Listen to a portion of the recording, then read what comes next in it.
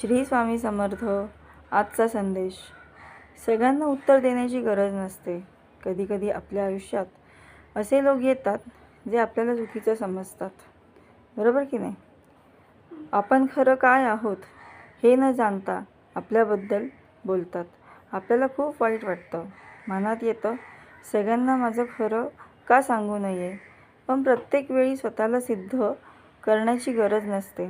काही लोकांना तुमचं सत्य समजून घ्यायचंही नसतं. अशावेळी शांत राहा.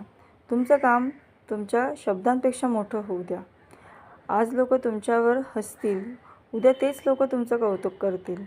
पण त्यासाठी तुम्ही कोणाशी भांडण्याची गरज नाही. फक्त चांगले कर्म करत राहा. स्वामींवर श्रद्धा ठेवा आणि मन शांत ठेवा. कारण सत्याला प्रत्येक वेळी आवाज नसतो.